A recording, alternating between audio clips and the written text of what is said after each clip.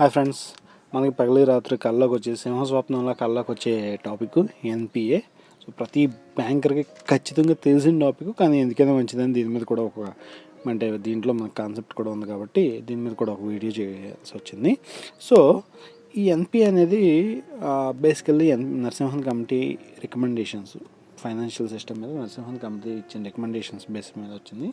అయితే step by step ఒక loan ఎన్పిఏగా ఎలా మారుతుంది, ఎన్పిఏ తర్వాత ఇంకెలా మారుతుంది. ఫస్ట్ అయితే ఎన్పిఏ అనే కాన్సెప్ట్ వచ్చింది, ఇప్పుడు ఎస్ఎంఏ అనే కాన్సెప్ట్ కూడా వచ్చింది. సో ఈ ఎస్ఎంఏ అనేది స్పెషల్ మెన్షన్డ్ అకౌంట్స్ అండి. సో ఈ స్పెషల్ మెన్షన్డ్ అకౌంట్స్ ఏంటంటే, ఎస్ఎంఏ 0 అంటే లోను ఒక 30 days కంటే తక్కువ రోజులు ఓవర్డ్యూ ఉందనుకోండి, దాన్ని స్పెషల్ మెన్షన్డ్ అకౌంట్ అండి. అంటే ఒక్కరోజు ఓవర్డ్యూ అవగానే అది స్పెషల్ మెన్షన్డ్ అకౌంట్లోకి వెళ్ళిపోతుంది. అంటే ఎన్పిఏ అవ్వకముందే మనం జాగ్రత్త పడాలనేది దానికోసం ఇవి స్టార్ట్ చేశారండి. సో ఎస్ఎంఏ 0 అయిన రోజు నుంచే మనం వెనకాల పడతా ఉంటే అయితే వాడు కట్టేసి అది రెగ్యులర్ అయిపోద్ది, లేదా అంటే అది ఇంకా ఎన్పిఏ అవ్వలేదండి, ఎన్పిఏ అవ్వడం ఆపుద్ది, లేదా మనం నష్టం తక్కువలో నివారించుకోవచ్చండి. ఎన్పిఏ అయ్యే టైంకి మనం రెడీ అయిపోయాం అనుకోండి, మన నష్టాన్ని ఈజీగా నివారించుకోవచ్చు. సో అందుకని ఈ స్పెషల్ మెన్షన్డ్ అకౌంట్స్ వచ్చాయి. సో ఎస్ఎంఏ 0 అంటే 30 days కంటే తక్కువ ఓవర్డ్యూ అయ్యి ఉండాలండి. ఎస్ఎంఏ 1 అంటే 30 నుంచి 60 days అండి. ఎస్ఎంఏ 2 అంటే 60 to 90 days ఓవర్డ్యూ అయ్యి 60 to 90 days మధ్యలో అయ్యింది. ఇప్పుడు నాన్ పర్ఫార్మింగ్ అసెట్స్ వస్తాయండి. ఎప్పుడైతే 90 days దాటిందో, నో ఇన్కమ్ ఫర్ 90 days అయ్యిందో, 90 days కానీ అంతకంటే ఎక్కువ అయిందో, అప్పటి నుంచి అవి ఎన్పిఏ అండి, నాన్ పెర్ఫార్మింగ్ అసెట్స్. అంటే అంటే నాన్ పెర్ఫార్మింగ్, పనిచేయడం లేదు, ఎందుకు పనికిరాని అకౌంట్స్ అని తెలుగులో సింపుల్గా అనుకోవచ్చండి. సో 90 days అవ్వాలండి. ఈ రోజుకి రెండు రోజులకి మనం అనుకోవడం లేదు, 90 days అవ్వాలి. ఇది ఆర్బీఐ గైడ్లైన్స్ ప్రకారం. సో ఇంకో విషయం గుర్తుపెట్టుకోవాలండి, మారటోరియం ఉందనుకోండి, మారటోరియంలో కూడా అవేమీ ప్రొడ్యూస్ చేయవు, బట్ స్టిల్ అప్పుడు కన్సిడర్ చేయకూడదండి. ఇప్పుడు మనకి 20 ఏళ్ళు వచ్చే వరకు మనం రూపాయి సంపాదించాం, అలాగని మనల్ని ఎన్పిఏలో వేయలేరు కదండి. ఇప్పుడు సంపాదించకపోతే అప్పుడు ఖచ్చితంగా ఎన్పిఏలో వేస్తారు. సో అలాగా ప్రతి లోన్కి మారటోరియం ఉంటుంది. ఆ మారటోరియం పీరియడ్ ఎంత, హౌసింగ్ లోన్కి మారటోరియం పీరియడ్ ఉంటుంది, అలాగే డిఫరెంట్ ప్రతి లోన్కి ఉండొచ్చు, ఉండకపోవచ్చు. ఉన్న మారటోరియం అయిన తర్వాత రోజు నుంచి అది రీపేమెంట్స్, ఎడ్యుకేషన్ లోన్కి మారటోరియం ఉంటుంది. వాడు చదివేటప్పుడే కట్టాలంటే కుదరదు కదండి. సో మారటోరియం అయిన తర్వాత నుంచి ఎప్పుడైనా రీపేమెంట్స్ ఆగితే అప్పటి నుంచి మనం దాన్ని ఎన్పిఏ, ఎస్ఎంఏ 0, ఎస్ఎంఏ 1, ఎస్ఎంఏ 2, ఆ తర్వాత అది ఎన్పిఏ అవుతుందండి. సో ఎన్పిఏలో 3 రకాలు ఉన్నాయండి. ఫస్ట్ ది బేసిక్ స్టార్టింగ్ ఏంటంటే సబ్స్టాండర్డ్. ఎన్పిఏ అయిన రోజు నుంచి 12 నెలల వరకు సబ్స్టాండర్డ్ అంటారండి. ఆ తర్వాత వచ్చేది డౌట్ఫుల్.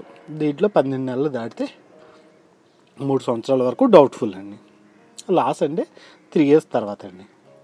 ఒక్కటి గుర్తుపెట్టుకోవాలి, ఇవన్నీ ఇదే ఆర్డర్లో రాకర్లేదండి. ఎస్ఎంఏ 0 రాకుండా డైరెక్ట్గా లాస్కి కూడా వెళ్ళిపోవచ్చండి. ఏముంది, ఒకటి మనకి ఒక దాని మీద కొలెటరల్ ఇచ్చాడు, సే ఫర్ ఎగ్జాంపుల్ ఏదో ఒక ల్యాండ్ ఇచ్చాడు.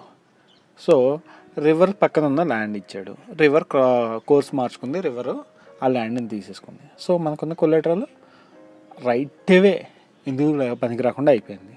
సో వాడు లోన్ కట్టు. సో అదేమవుద్దండి, డైరెక్ట్గా లాస్ అకౌంట్ అవుద్ది. లేదా ఒకటి బిజినెస్ పెట్టాడు, ఆల్ ఆఫ్ ఏ సడన్ ఆ బిజినెస్ పొల్యూటింగ్ కాబట్టి దాన్ని క్లోజ్ చేసేయండి అన్నారు. సో అది డైరెక్ట్గా లాస్ అసెట్ అయిపోతుందండి. సో ఈ స్టెప్స్ అన్నీ అస్తమానం దాటాలని ఎక్కర్లేదండి. వైకుంఠపాళిలో లాగా ఒక్క దెబ్బలో పైనుంచి కిందకు వచ్చేయచ్చండి. సో లాస్ అసెట్ అవ్వడానికి కానీ ఈ స్టెప్స్ ఇన్ని రోజులు పట్టాలని ఏం లేదు, డైరెక్ట్గా మనం దాన్ని లాస్ అసెట్గా క్లాసిఫై చేయొచ్చు. ఎప్పుడంటే ఆ లాస్ అనేది ఆబ్వియస్ అయినప్పుడు క్లాసిఫై చేయొచ్చండి. సో ఒక్కొక్క లోన్కి ఎలా చూస్తామనేది చూడండి. టర్మ్ లోన్లో ఇంట్రెస్ట్ అండ్ ప్రిన్సిపల్ ఇవి ఒక 90 days వరకు కట్టకపోతే ఎన్పిఏ అంటండి. ఓవర్ డ్రాఫ్ట్, క్యాష్ క్రెడిట్స్లో అవుట్ ఆఫ్ ఆర్డర్ 90 days ఉంటే ఎన్పిఏ అంటండి. అదే బిల్ విషయంలో అది 90 days ఓవర్ డ్యూ ఉంటే ఎన్పిఏ అంటామండి. అదే షార్ట్ టర్మ్ క్రాప్స్ అనుకోండి, 2 క్రాప్ సీజన్స్ వరకు ప్రిన్సిపల్ ఇంట్రెస్ట్ కట్టకపోతే ఎన్పిఏ అంటామండి. అదే లాంగ్ టర్మ్ క్రాప్ అయితే 1 క్రాప్ సీజన్ చూస్తామండి. అదే లోన్స్ మనం టీడీఆర్స్, అలాగే national saving certificates, insurance policies వీటి మీద ఇచ్చినప్పుడు సఫిషియెంట్ మార్జిన్ ఉన్నంత వరకు ఎన్పిఏ అనడానికి లేదండి. అంటే ఇప్పుడు ఫిక్స్డ్ డిపాజిట్ మీద టీడీఆర్ మీద ₹1,00,000 90,000 లోన్ ఇచ్చామండి. సో ఒక సంవత్సరం అయ్యేటప్పటికి దాని మీద 9,000 వడ్డీ వచ్చింది, 99,000. అప్పుడు వాడు మధ్యలో కట్టలేదు, నో ప్రాబ్లం, ఎందుకంటే మార్జిన్ ఉంది కదా స్టిల్. సో దాన్ని ఎన్పిఏ అనడానికి లేదండి. అది 1,00,000 ఎప్పుడైతే దాటిపోయిందో అప్పుడు మనం దాన్ని ఎన్పిఏలో కన్సిడర్ చేయాలి. సో సఫిషియెంట్ మార్జిన్ ఉన్నంతకాలం వాడు ఇంట్రెస్ట్ ప్రిన్సిపల్ ఏది సర్వ్ చేయకపోయినా దాన్ని ఎన్పిఏలోకి చూపించకూడదండి. ఓకే. Then derivatives. ఈ డెరివేటివ్స్లో ఏంటంటే బై ద డే అండ్ మనం మార్క్ టు మార్కెట్ చేయాల్సి ఉంటుందండి. అంటే వాళ్ళకి వస్తే ఏమైనా వాళ్ళ వాల్యూ తగ్గిపోతే దానికి తగ్గ రిక్వైర్మెంట్స్ మార్జిన్ మీట్ అవుతూ ఉండాలి. వాళ్ళు అలా 90 days మీట్ అవ్వలేదు అనుకోండి, ఆ డ్యూ ఉన్నప్పటి నుంచి అది ఎన్పిఏలో కన్సిడర్ చేయాల్సి వస్తుందండి. సో ఇప్పుడు ఈ టర్మ్స్ కొన్ని అవుట్ ఆఫ్ ఆర్డర్ అంటే ఏంటండి, అవుట్ స్టాండింగు లిమిట్ కంటే ఎక్కువ ఉంటే అవుట్ ఆఫ్ ఆర్డర్ అండి. అలాగే నో క్రెడిట్స్, లేకపోతే క్రెడిట్స్ ఉన్నాయి కానీ అవి కనీసం ఇంట్రెస్ట్ సర్వ్ చేయడానికి సరిపోనంత ఉంటే దాన్ని కూడా అవుట్ ఆఫ్ ఆర్డర్ అంటారండి. ఓవర్ డ్యూ అంటే సింపుల్ అండి, పే చేయాల్సిన రోజుకి పే చేయకపోతే ఓవర్ డ్యూ అంతే. ఇంకా మనం ఇన్కమ్ రికగ్నిషన్ ఎలా చేయాలి, ఒక్క విషయం చూసుకోండి. ఇన్కమ్ రికగ్నిషను మన బ్యాలెన్స్ షీట్లోకి చేసేది ఒకటి ఉంటుంది, కస్టమర్కి పిడేయడానికి చేసేది ఒకటి ఉంటుంది. సో కస్టమర్కి మనం ఎప్పుడూ ఇంట్రెస్ట్ ఛార్జెస్ అన్నీ వేస్తామండి, ఏమి మానం. ఓకే. కస్టమర్కి వేసే ఛార్జెస్ ఇంట్రెస్ట్ అది ఎన్పిఏ అయ్యాక కూడా వేస్తాం, అప్పుడు ఇంకా ఎక్కువ పడతాయి. రికవరీ ఛార్జెస్ అని అవన్నీ ఇవన్నీ పోస్టల్ ఛార్జెస్ అన్నీ పడతాయి. కానీ మన బ్యాలెన్స్ షీట్లో మనం ఇన్కమ్ రికగ్నిషన్ మాత్రం ఎన్పిఏ అయిన వాటికి చూపించకూడదండి. ఎందుకంటే అది పనిచేయని అసెట్ కదా, పనిచేయని దాని మీద మళ్ళీ ఇన్కమ్ ఎలా చూపిస్తాం. ఓకే. సో ఇంట్రెస్ట్ చూపించకూడదు, అలాగే ఛార్జెస్ కూడా చూపించకూడదండి. ఒకవేళ ఆల్రెడీ చూపిస్తే అవి కలెక్ట్ చేసుకోలేదు, ఇంకా చూపించాం మాత్రమే కలెక్ట్ చేసుకోలేదు అనుకోండి, రివర్స్ చేయాలి. కలెక్ట్ చేసేసుకుని ఉండి మన అకౌంట్లోకి వచ్చేస్తే ఓకే, కలెక్ట్ చేసుకోనట్లుగా మాత్రం రివర్స్ చేయాలండి. అని మనం అతి తెలివితేటలు ఉపయోగించి మన బ్యాలెన్స్ షీట్లో బలం పెంచుకోవడానికి కొత్త లోన్ ఇచ్చి మాత్రం ఆ లోన్ నుంచి మళ్ళీ ఇంట్రెస్ట్ కట్టించుకుది, ఇంట్రెస్ట్ ఈ రికవరీ అయ్యి కట్టించుకుది చూపించుకోవడం లాంటివి కూడా చేయకూడదండి. సో ఒకసారి ఎన్పిఏ అయ్యాక దాని మీద ఇంకా ఆల్రెడీ కలెక్ట్ అవ్వనివి, ఫ్యూచర్లో కలెక్ట్ అవుతాయో అవ్వదో తెలియనివి అవేవి రికగ్నైజ్ చేయకూడదండి. కలెక్ట్ అవ్వనివి ఆల్రెడీ చూపించుకుంటే వాటిని వెనక్కి ఇచ్చేయాలండి, అంటే బ్యాలెన్స్ షీట్లో ప్రాఫిట్ తగ్గించేయాలి. నెక్స్ట్ ఎసెట్ క్లాసిఫికేషన్ని బారోవర్ వైజ్ చేయాలండి. అంటే బారోవర్కి ఒక లోన్ డిఫాల్ట్ అయిందంటే వాడు అన్ని లోన్స్ డిఫాల్ట్ అయినట్టే కన్సిడర్ చేయాలి, అంతేగాని ఫెసిలిటీ వైజ్ లోన్ వైజ్ చేయకూడదండి. కానీ దీనికి ఒక ఎక్సెప్షన్ ఉందండి, ఒకటైతే అన్నీ అయినట్టు అనడానికి, ఎల్సీ విషయంలో కాదండి. Next CRISIL, central repository of information on large credits అండి. సో 5 కోట్ల కంటే ఉన్న క్రెడిట్స్ అన్నింటిని దీంట్లోకి ఎంటర్ చేయాలి, సో దట్ మిగతా వాళ్ళకి కూడా ఏ క్రెడిట్స్ వెళ్ళాయి అనేది ఐడియా ఉంటుంది. నెక్స్ట్ ప్రొవిజన్స్ ఏమేమి పెట్టాలి బ్యాంక్స్. సో ఎన్పిఏ అవ్వకముందు నుంచి మనం ప్రొవిజన్స్ ఇవ్వాల్సి ఉంటుందండి. అగ్రి అలాగే ఎస్ఎంఈ వాటికి 0.25% ప్రొవిజన్ అండి. అలాగే personal loan, house loan about 20 lakhs, అలాగే కమర్షియల్ హౌస్ లోను అంటే రియల్ ఎస్టేట్ కోసం వాటికి ఇచ్చే హౌస్ లోను, అలాగే క్యాపిటల్ మార్కెట్ ఎక్స్పోజర్స్ మీద 1% ప్రొవిజన్ పెట్టాల్సి ఉంటుంది. ఇంకా మిగతా అన్నిటి మీద అంటే పై 2 కేటగిరీలో రానన్నిటికి 0.4% పెట్టాలండి. అలాగే సబ్స్టాండర్డ్ అసెట్స్ సెక్యూర్డ్ అంటే కొలెటరల్ ఉన్న, క్రెడిట్ గ్యారంటీ ఉన్న వాటికి 10% ప్రొవిజన్ ఉండాలండి. అన్సెక్యూర్డ్ అయితే 20% ప్రొవిజన్ ఉండాలండి.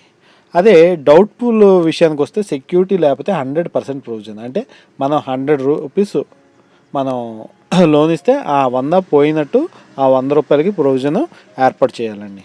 అంటే ప్రాఫిట్స్లో చూపించడానికి ఉండదండి, కాస్ట్లో చూపించాల్సి వస్తుంది. సో అలాగే సెక్యూరిటీ ఉంది, 1 year అయ్యింది అనుకోండి డౌట్ఫుల్, అది 25% వరకు ప్రొవిజన్ ఇవ్వాలండి. అదే 3 years అయితే 40, 1 year to 3 years అయితే 40% అండి.